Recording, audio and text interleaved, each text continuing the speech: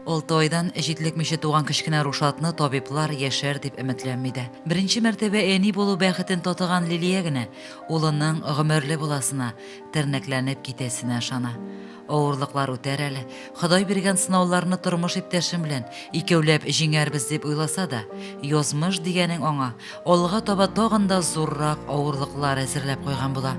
Баласының авыру туганын, күзләре бер кайчан да күрмәячәген белгәч, әти кеше Лилияне баладан бош тартырга, бөтенләй хастаханәдә калдырып кайтырга үгетли.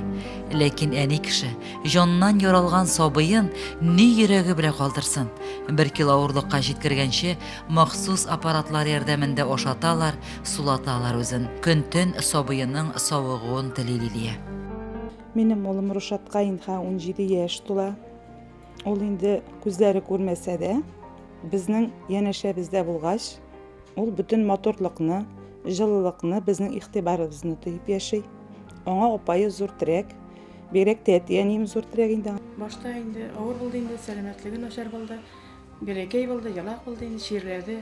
Ширләсә дә инде без аны үстерергә тырыштык. Без аннан башка яшәүне күз алдына да китермибез хәзердә. Ул безнең иебезнең нуры, иебезнең җәме, күңелебезнең киләчәге. Гомер буе интегерсең, авыру бала белән ничек яшәрсең, күзләре җитлекмәгән һәм бер кайчан да якты дөньяны күрә алмаячак бит ул диләр табиблар. Лилия нәрсә генә дисәләр дә үз баласыннан йөз чөерми. Ул бит минем җанымның яртысы ди, олы йөрәкле ана. Лилия бүген уллары Рушат һәм Шамил белән әти-әнисе йортында гомер кичерә. Рушатка тиздән 17 яшь тула, Шамилгә 11 яшь. Абысыннан 6 яшькә кечерәк булса да, Шамил үзен зурларча тота. Абысыннан ныклы терәк һәм зур ярдәмче булуына әбиләре дә сөенеп туя алмый. Аны уйнатырга тырыша, физкультура ясата апайы. Апай булса да инде, ул үзе абыйсы ярдәменә мохтаҗ булса да, ул үзе абыйсы өчен абый.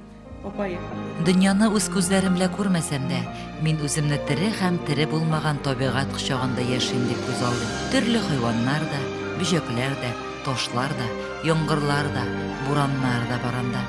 Баш очымда кояш җылысын тоям дип, Рушат кулларын кояш нурларына таба күтәрде. Языда сайрый, күзедә сайрый, бернәни кыш бакчамда. Шул кышны сагынып кайтам, каян гына барсаң да. Аның матур итеп шигырь сөйләвендә ишеттек. Туган телне тотлыкмыйча, яттан сәнгатьле итеп сөйләве, әллә нинди моңлы җырлар башкаруы битараф калдыра алмый. Күздән ирексездән яшь ага. Каршы алдым, сызылып таңнар, атыкканым күңел йылый, үзеле үзек талмасын канатларың. Рушат өчен барыбыз да инде җан атып яшибез инде. Ул ширләсә, без аны терелтергә тырышабыз инде.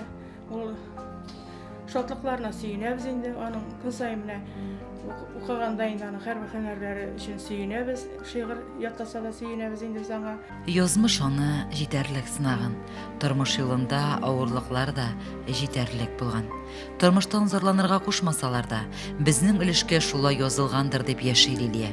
Шамил улыма тиешле игътибар да ярату да абыйсы Рушатка эләгә дип сөйләде. Шамил үзе дә шаярып, мин сезнең абыегыз һәм әтиегез дип әйтергә ярата. Кечкенәдән авырлыкларга күнегеп, ярдәмчесе, әнисенең терәге булып үскән ул.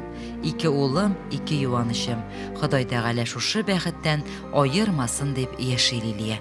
Лилия Шәймиева, Динар Менхаҗев, Мөслим телевидениесе.